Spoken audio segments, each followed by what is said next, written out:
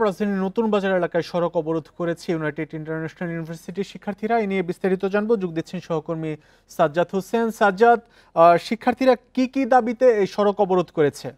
নতুন রাজধানীর বাড্ডা নতুন বাজার মোড়ে এখানে কিন্তু সকাল 8:30 থেকে ইউআইইউ এর যে শিক্ষার্থীরা তাদের 5 দফা দাবি নিয়ে অবস্থান করছে। আমি যদি আমার পেছনের অবস্থাটা একটু দেখাই, তারা কিন্তু ব্যানার নিয়ে অবস্থান করছে নতুন বাজার মোড়ে এবং বিভিন্ন স্লোগান দিচ্ছে। তাদের যে দাবিগুলো হচ্ছে আমি যদি একটু জানিয়ে রাখি, 5ই আগস্টের পরে, গণ অভ্যুত্থানের পরে, জুলাই অভ্যুত্থানের পরে যে নতুন করে যে দেশ সংস্কারের যে একটি সারা জেগেছিল সবার মাঝে, এরই ধারাবাহিকতায় কিন্তু তারা চেয়েছিল তাদের বিশ্ববিদ্যালয়ের মধ্যে যে অনিয়ম দুর্নীতিগুলো আছে সেগুলো সংস্কার করবে। এর ফলে তারা কিন্তু দুইবার রিফর্ম 1 এবং রিফর্ম 2 নামে বিশ্ববিদ্যালয়ের বিভিন্ন সংস্কারের দাবিতে আন্দোলন করেছিল। এবং তাদের রিফর্ম 2 যেই আন্দোলনটি ছিল এটি কিন্তু গত 26 এপ্রিল শুরু হয়েছিল। এরপরে কিন্তু দীর্ঘদিন তারা ক্লাস প্রত্যাহার করেছিল, তাদের কিন্তু অনলাইনে সকল শিক্ষা কার্যক্রম চালু ছিল।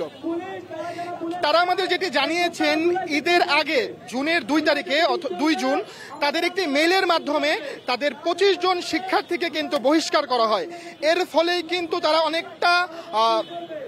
অনেকটা বিক্ষোভ মনোভাব নিয়ে রাজপথে অবস্থান করছে। তারা যেটি আমাদের জানিয়েছে, তাদের এখন মূল দাবি হচ্ছে বহিষ্কারকৃত ছাত্র শিক্ষার্থীদের অনবিলম্বে দ্রুত যাতে আবার বিশ্ববিদ্যালয়ের ক্লাস করার সুযোগ দেওয়া হয় এবং তাদের উপর যে বহিষ্কার যে আদেশ এটি যেন প্রত্যাহার করা হয় এবং বাকি যেই সংস্কার কার্যক্রমগুলো আছে এটি তারা চালিয়ে যাবে বলে আমাদের জানিয়েছেন।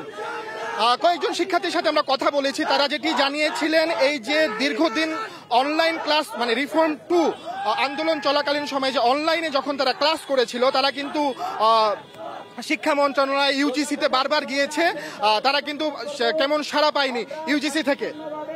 এরই ফলে কিন্তু আজকে তারা সকাল 8:30 থেকে নতুন বাজার মোড়ে রাস্তা অবরোধ করে তাদের বিভিন্ন দাবি তুলে ধরছে। রাজধানী নতুন বাজার থেকে আমার কাছে ইউআই শিক্ষার্থীদের এই ছিল সর্বশেষ তথ্য। রাজধানীর নতুন বাজারে ইউনাইটেড বিশ্ববিদ্যালয়ের শিক্ষার্থীরা সড়ক অবরোধ করে বিক্ষোভ করছে, সে খবর জানাচ্ছিলেন সহকর্মী সাজ্জাদ হোসেন।